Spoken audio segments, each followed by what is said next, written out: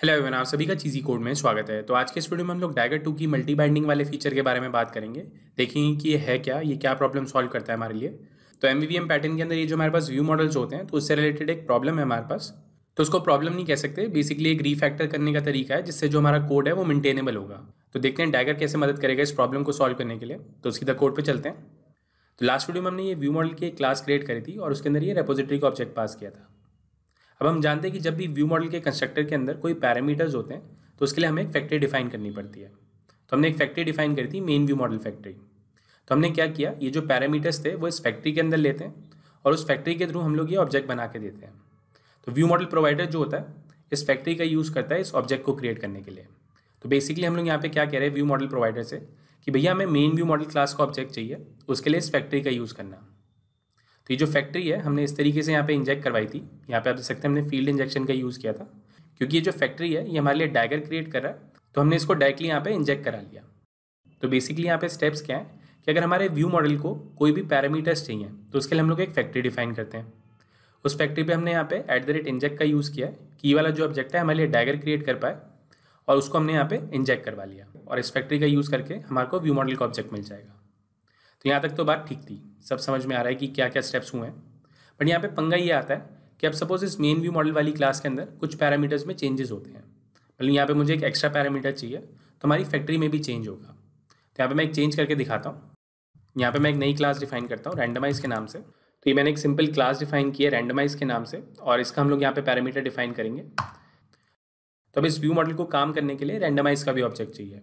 तो अगर मैं इस फैक्ट्री पे जाता हूँ तो यहाँ पर देख सकते हैं मुझे एरर दे रहा है, क्योंकि हमें मेन व्यू मॉडल का ऑब्जेक्ट बनाने के लिए अब रैंडमाइज का भी ऑब्जेक्ट चाहिए।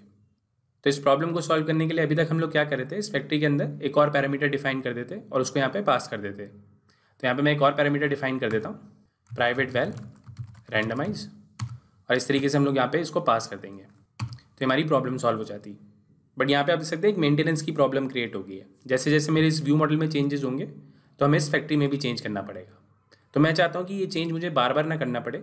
मैं इससे बोलूँ कि भैया मुझे मेन व्यू मॉडल का ऑब्जेक्ट जो है आप खुद से बना के दे दो, मैं उसको यहाँ से पास कर दूंगा। तो इससे बेनिफिट क्या होगा कि ये जो आपका मेन व्यू मॉडल की क्लास है इसके कंस्ट्रक्टर में आप कितनी भी प्रॉपर्टीज़ डिफाइन करो, आपकी फैक्ट्री में कोई भी चेंज नहीं होगा।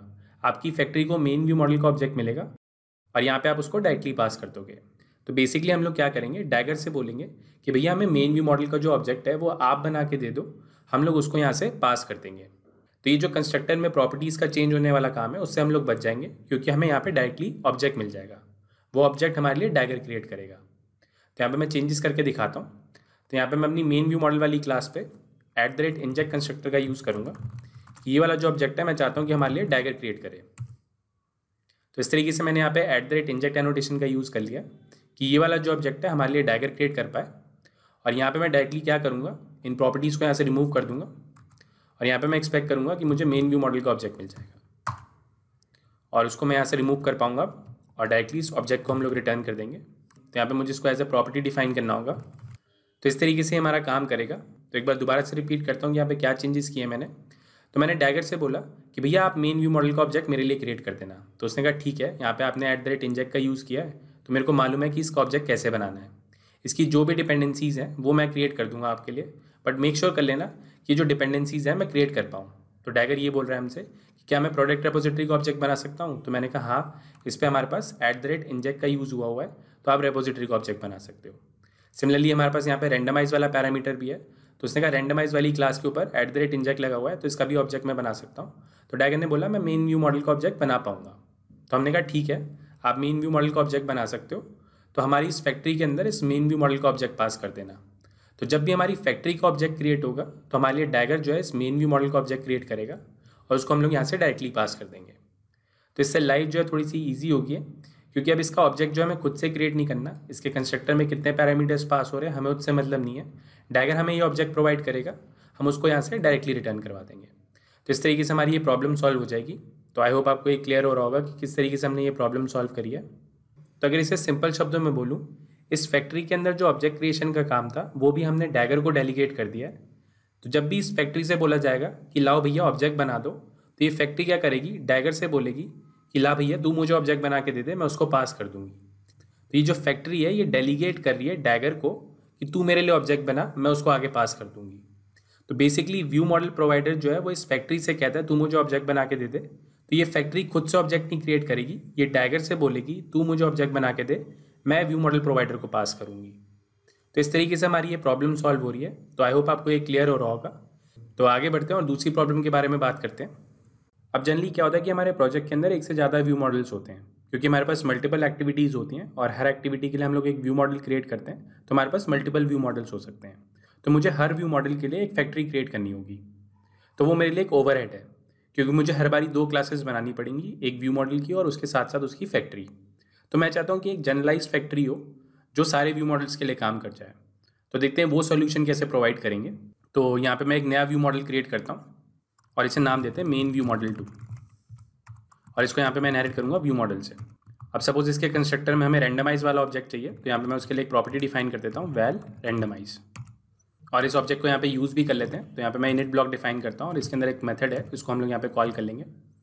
अब मैं चाहता हूँ कि जो मेरा व्यू मॉडल है इसको डैगर खुद से क्रिएट कर पाए, तो यहाँ पे हम लोग इसको एनोटेट कर देंगे @inject, और इस तरीके से हम लोग इसका कंस्ट्रक्टर एनोटेट करेंगे। तो डैगर जो है हमारे लिए इस ऑब्जेक्ट को क्रिएट कर पाएगा। तो सेम ये चीज़ मैंने अपने मेन व्यू मॉडल के साथ करती है। यहाँ पे भी हमने @inject कंस्ट्रक्टर का यूज़ किया था और यहाँ पे भी हमने वही किया। हम चाहते हैं कि इनके जो ऑब्जेक्ट्स हैं, मतलब ये जो व्यू मॉडल के ऑब्जेक्ट्स हैं, ये डैगर हमारे लिए क्रिएट करे। अब बात आती है कि अगर मुझे इस मेन व्यू मॉडल 2 को यूज़ करना है, मतलब इस वाली व्यू मॉडल क्लास को यूज़ करना है, तो इसके लिए मुझे एक फैक्ट्री डिफाइन करनी पड़ेगी, क्योंकि ये वाला जो कंस्ट्रक्टर है हमारा ये पैरामीटराइज है। तो इसके लिए भी मुझे एक फैक्ट्री डिफाइन करनी पड़ेगी, मतलब एक और क्लास डिफाइन करनी पड़ेगी, तभी मैं इसका यूज़ कर पाऊँगा। बट मैं चाहता हूँ कि मैं सिर्फ एक ही फैक्ट्री डिफाइन करूँ और उसी के थ्रू सारे व्यू मॉडल्स को एक्सेस कर पाऊँ। तो इसी चीज़ के लिए हम लोग मल्टी बाइंडिंग का यूज़ करते हैं। तो उसके लिए कोड लिखते हैं, उसके बाद उसको एक्सप्लेन करूँगा। तो बेसिकली यहाँ पे मैं एक नया मॉड्यूल क्रिएट करता हूँ और इसे नाम देते हैं व्यू मॉडल मॉड्यूल। अब ये हमारा एक सिंपल मॉड्यूल है, तो इस पर हम लोग एनोटेशन लगाएंगे @module, और इसके अंदर कुछ फंक्शंस डिफाइन करते हैं। तो यहाँ पे हम लोग मल्टी बाइंडिंग कर रहे हैं, तो यहाँ पे हम लोग बाइंड्स एनोटेशन का यूज़ करेंगे। तो यहाँ पे मैं बाइंड्स एनोटेशन का यूज़ करता हूँ और यहाँ पे एक एब्स्ट्रैक्ट फंक्शन डिफाइन करता हूँ मेन व्यू मॉडल, और इसके अंदर हमें मेन व्यू मॉडल का ऑब्जेक्ट मिलेगा और ये हमें रिटर्न करेगा व्यू मॉडल। अब ये हमारा एब्स्ट्रैक्ट फंक्शन है, तो हमारी क्लास भी एब्स्ट्रैक्ट होनी चाहिए, तो मैं अपनी क्लास को एब्स्ट्रैक्ट मार्क कर देता हूँ। तो इस तरीके से मैंने एक सिंपल फंक्शन डिफाइन किया है। तो ये जो बाइंड एनोटेशन है वो क्या करती है, आपके इस ऑब्जेक्ट को बाइंड करती है इसके साथ। तो जब भी आपके पास व्यू मॉडल की रिक्वेस्ट आएगी तो वो आपको मेन व्यू मॉडल का ऑब्जेक्ट रिटर्न करेगा। तो सिंपल कॉन्सेप्ट होता है बाइंड एनोटेशन का, आपके इस ऑब्जेक्ट को वो बाइंड कर देता है इसके साथ। तो जब भी इसकी रिक्वेस्ट आती है तो वो आपको ये वाला ऑब्जेक्ट रिटर्न कर देता है। तो इसी को कॉपी कर लेते हैं यहाँ पे और एक और बाइंड एनोटेशन डिफाइन करते हैं, और इस बार यहाँ पे मेन व्यू मॉडल 2 के लिए डिफाइन करते हैं। तो यहाँ पे मैं चेंज कर देता हूँ। अब यहाँ पे मैंने एक और फंक्शन डिफाइन कर दिया मेन व्यू मॉडल 2 के लिए। अब यहाँ पे जो डैगर है वो कंफ्यूज हो जाएगा, क्योंकि यहाँ पे हमने 2 बाइंडिंग डिफाइन कर दी है व्यू मॉडल के लिए, तो उसे पता नहीं है कि कौन सा ऑब्जेक्ट रिटर्न करना है। तो बेसिकली क्या होगा, जब आपके पास व्यू मॉडल की रिक्वेस्ट आएगी तो डैगर को पता नहीं है कि मेन व्यू मॉडल का ऑब्जेक्ट रिटर्न करना है या मेन व्यू मॉडल 2 का। तो हमें डैगर को बताना पड़ेगा कि भैया मुझे मेन व्यू मॉडल का ऑब्जेक्ट चाहिए या मेन व्यू मॉडल 2 का। तो एक तरीका ये है कि हम लोग यहाँ पे क्वालिफायर्स का यूज़ करें। तो क्वालिफायर्स क्या होता है, ये हम लोग ऑलरेडी डिस्कस कर चुके हैं। तो बेसिकली एक ठप्पा होता है कि मुझे कौन सा ऑब्जेक्ट चाहिए। तो जब भी मैं व्यू मॉडल की रिक्वेस्ट करूँगा तो मैं उसे बताऊँगा कि मुझे मेन व्यू मॉडल का ऑब्जेक्ट चाहिए या मेन व्यू मॉडल 2 का। तो हमें डैगर को एक्सप्लिसिटली बताना पड़ेगा, तो डैगर उसी के बेसिस पे आपको ऑब्जेक्ट रिटर्न करेगा। तो इस तरीके से हम लोग क्वालिफायर्स का यूज़ करके इस प्रॉब्लम को सॉल्व कर सकते हैं। अब दूसरा तरीका देखते हैं जो कि हमारा मल्टी बाइंडिंग है। तो आप नाम से ही समझ पा रहे हैं मल्टी बाइंडिंग, आपने एक टाइप को मल्टीपल टाइम्स बाइंड कर दिया है। तो यहाँ पे हमने वही किया है, इस व्यू मॉडल को हमने मल्टीपल टाइम्स बाइंड कर दिया है। तो मल्टी बाइंडिंग के केस में भी हमें डैगर को बताना पड़ेगा कि हमें कौन सा ऑब्जेक्ट चाहिए, तो उसी के बेसिस पे वो आपको ऑब्जेक्ट प्रोवाइड करेगा। बट ये वाला जो काम होगा हमारा, ये हमारा रन टाइम पे होगा। तो देखते हैं वो कैसे करेंगे। तो यहाँ पे मैं कुछ और एनोटेशंस का यूज़ करूँगा। तो यहाँ पे मैं एनोटेशन का यूज़ करूँगा स्ट्रिंग की। तो यहाँ पे मैं की डिफाइन कर रहा हूँ कि ये हमारा मेन व्यू मॉडल है। सिमिलरली इसको कॉपी कर लेंगे यहाँ पे, और इसके लिए हम लोग एनोटेशन लगाएंगे मेन व्यू मॉडल 2। तो यहाँ पे मैंने एक ठप्पा लगा दिया इस पर कि ये मेन व्यू मॉडल 2 का ऑब्जेक्ट है और ये हमारा मेन व्यू मॉडल का ऑब्जेक्ट है। तो इस तरीके से हमने इस पर की डिफाइन कर दी है, और इन सारी चीज़ों को हम लोग एक मैप में ऐड कर देंगे। तो इसके लिए हमारे पास एक एनोटेशन है इनटू मैप। सिमिलरली इस पर भी हम लोग यही करेंगे, इसको एक मैप में ऐड कर देंगे, मतलब एक डिक्शनरी में ऐड कर देंगे। उस डिक्शनरी की होगी हमारी मेन व्यू मॉडल जो इस ऑब्जेक्ट को पॉइंट करेगी, और जो दूसरी की होगी हमारी मेन व्यू मॉडल 2 होगी जो इसको पॉइंट करेगी। तो इसको एक डायग्राम की फॉर्म में समझते हैं।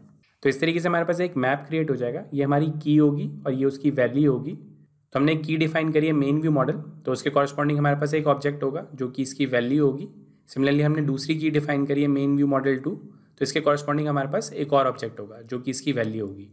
तो जब भी मुझे इस ऑब्जेक्ट को एक्सेस करना होगा तो मैं इस की का यूज़ करूँगा, अगर मुझे इस ऑब्जेक्ट को एक्सेस करना होगा तो मैं इस की का यूज़ करूँगा। तो इस तरीके से हमारे पास मैप के अंदर डिफरेंट ऑब्जेक्ट्स हो सकते हैं, उसके लिए हमारे पास कीज़ होंगी और उसके कॉरस्पॉन्डिंग हमारे पास वैल्यूज़ होंगी। तो देखते हैं इनको कैसे एक्सेस करेंगे।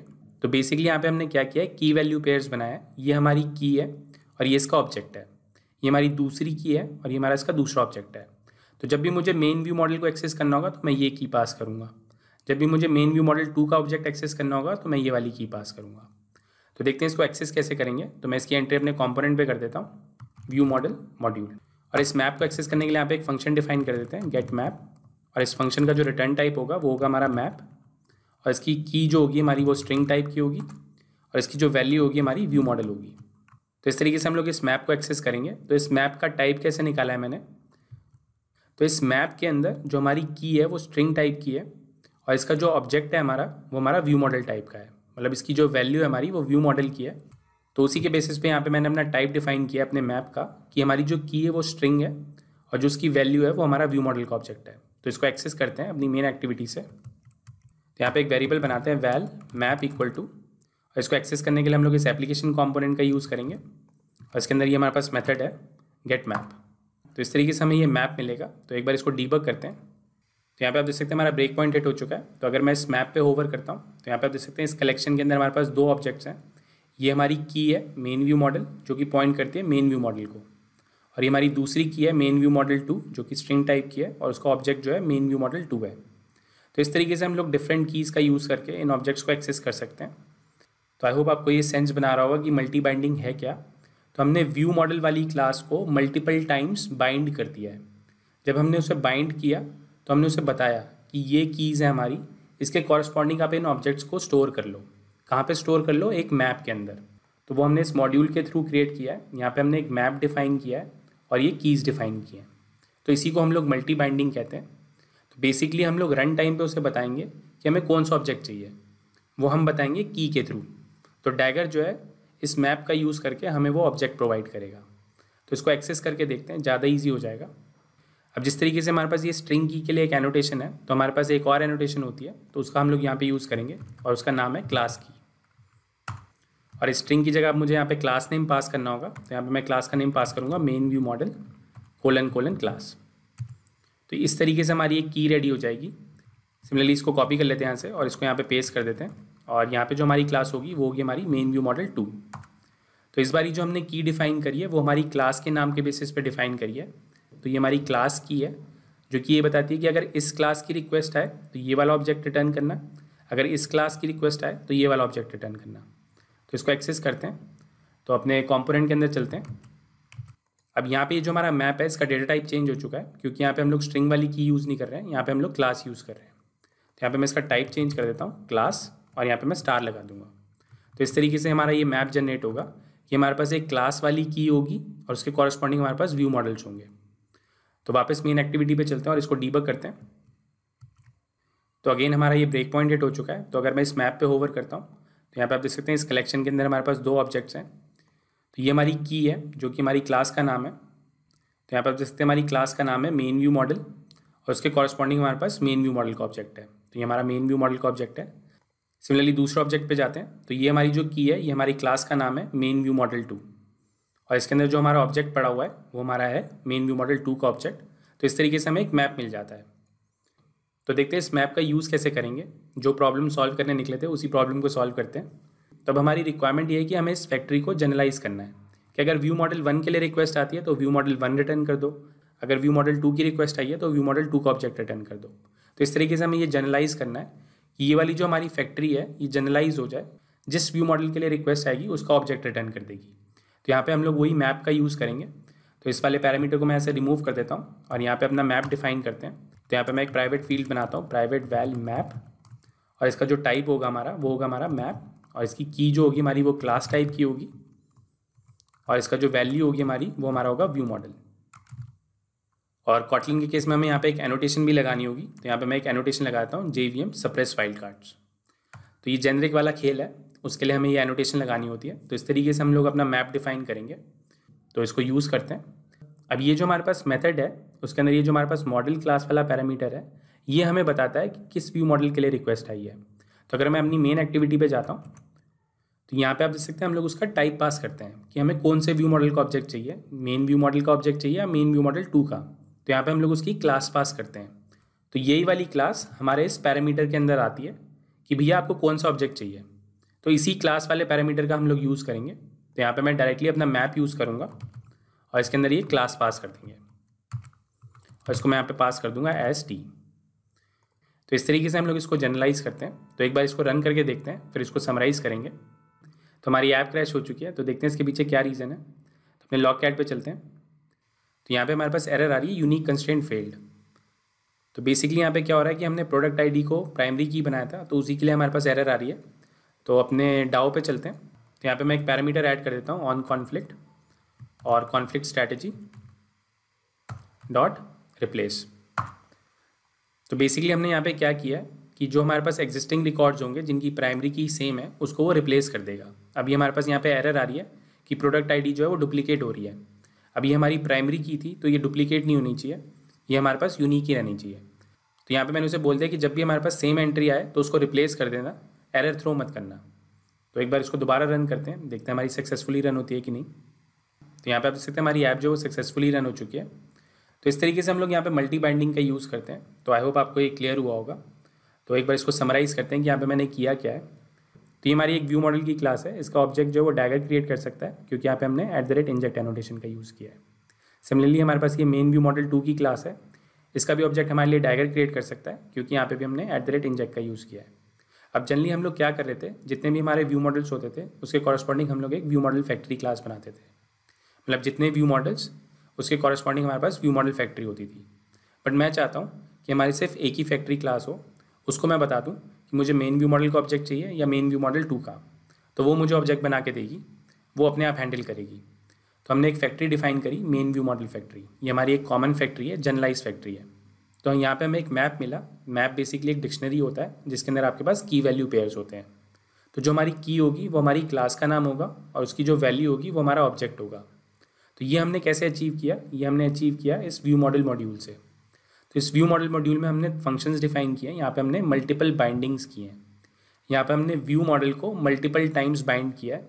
कैसे बाइंड किया है, यहाँ पे हमने क्लास वाली की यूज़ की है कि भैया ये वाली क्लास के अगेंस्ट ये वाला ऑब्जेक्ट स्टोर करना, ये वाली क्लास के अगेंस्ट ये वाला ऑब्जेक्ट स्टोर करना। मतलब ये हमारी की है और ये हमारा ऑब्जेक्ट है और उसको हमने एक डिक्शनरी में स्टोर करा लिया। डिक्शनरी में कैसे स्टोर कराया, ये हमने इस एनोटेशन का यूज़ किया है इनटू मैप। तो बेसिकली हमारे पास एक डिक्शनरी क्रिएट होगी है जिसमें ये हमारी की है और ये उसकी वैल्यू है। सिमिलरली ये हमारी दूसरी की है, ये उसका ऑब्जेक्ट है। तो इस तरीके से हमारे पास एक की वैल्यू पेयर फॉर्म हो गया और डैगर ने हमारे लिए एक मैप जनरेट कर दिया। मैप कैसे जनरेट किया उसने, इस एनोटेशन का यूज़ करके। तो हमारे पास एक डिक्शनरी तैयार होगी और ये डिक्शनरी हमें इस फैक्ट्री के अंदर मिली है जो कि हमने यहाँ पे इस तरीके से एक्सेस करी है। तो इस मैप के अंदर हमारे पास की वैल्यू पेयर्स होंगे। अब अपनी मेन एक्टिविटी से हम लोग रिक्वेस्ट करते हैं कि हमें मेन व्यू मॉडल क्लास का ऑब्जेक्ट चाहिए। तो ये वाली क्लास का पैरामीटर आपके पास यहाँ पे पहुँचता है इस मॉडल क्लास वाले पैरामीटर के अंदर। तो ये हमारी की हो गई और इस की को हमने यूज़ किया इस मैप के अंदर जिससे हमारा ऑब्जेक्ट रिटर्न हो सके। तो इस तरीके से यहाँ पे हम लोग मल्टी बाइंडिंग का यूज़ कर रहे हैं व्यू मॉडल फैक्ट्री को जनरलाइज करने के लिए। तो आई होप आपको ये क्लियर हो रहा होगा। तो आज के लिए इतना ही। अगर आपको ये वीडियो अच्छा लगा तो प्लीज़ लाइक करें। अगर आपको वीडियो में कोई क्वेश्चन है या कोई सजेशन है तो मुझे कमेंट के थ्रू बताएं। और अभी तक आपने अगर हमें सब्सक्राइब नहीं किया तो प्लीज़ सब्सक्राइब करें। Thank you for watching. आपका दिन शुभ हो। धन्यवाद। ये लैंग्वेज भी सीख लो, वो लैंग्वेज भी सीख लो। जीवन एक रेस है, ऊपर चढ़ना सीख लो। हो जाए जब सब कुछ, खुद बनना सीख लो। उठा के बस्ता नाप के रास्ता, हर कोई चला है आईटी में। आईटी में आईटी